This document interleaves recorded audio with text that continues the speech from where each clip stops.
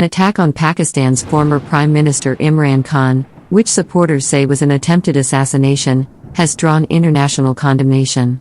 Mr. Khan, 70, is recovering in hospital after being shot in the leg on Thursday at a protest march in Wazirabad, in the northeast of the country. One person was killed and at least 10 injured in the attack on his convoy. But Mr. Khan is in a stable condition, his team say, and could potentially be discharged in the coming days. The attack on Mr. Khan has electrified the country, which the cricketer turned politician led until April, when he was ousted by a parliamentary vote of no confidence. Following Thursday's shooting, his party, the Pakistan Tehreek-e-Insaf (PTI), called for nationwide protests after Friday prayers. Schools have been closed in the capital, Islamabad.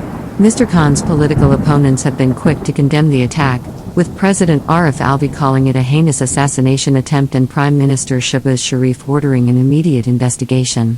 Meanwhile, U.S. Secretary of State Antony Blinken called for calm, saying, "Violence has no place in politics, and we call on all parties to refrain from violence, harassment and intimidation." Pakistan, which is reeling from an ongoing economic crisis and devastating floods, has a record of political violence, with former Prime Minister Benazir Bhutto assassinated in 2007. Many evoked her killing in the wake of the attack on Mr. Khan.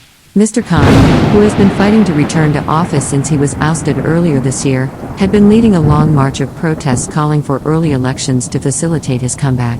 By Thursday, his convoy had reached Wazirabad, where crowds had gathered to hear him speak. He was stood on top of an open truck bed surrounded by aides and his other party members when the shots rang out. "It was so sudden that it took me a while to understand what was going on," one party staffer, Wazirabad, told the BBC. However, from their vantage point they were able to pick out the attacker. "We saw the attacker had emptied a whole magazine," Wazirabad said, "and he had loaded another magazine when he was grabbed by a boy from behind. Unverified videos on social media show an assailant in the crowd pointing his pistol at Mr. Khan's convoy before being overpowered by Mr. Khan's supporters. Footage of the incident and witness accounts suggested a security guard was also seen firing from the container. Wazirabad said Mr. Khan and those around him ducked quickly after the first shots, and when he was hit he remained calm while he was given first aid by his bodyguards. He was then moved into a bulletproof car and rushed away to hospital in Lahore. Punjab Chief Minister Pervez Elahi has suggested there may have been more than one attacker, saying Mr. Khan had been shot in the leg from the front while the alleged attacker who was caught on the spot was on the right side. Immediately after the shooting, some of his allies told media that Mr. Khan believed the current political leaders, including Prime Minister Sharif, the Interior Minister and a military general, were behind the attack. One spokesman, Rauf Hassan, told the BBC's NewsHour program the government was attempting to eliminate Imran Khan physically.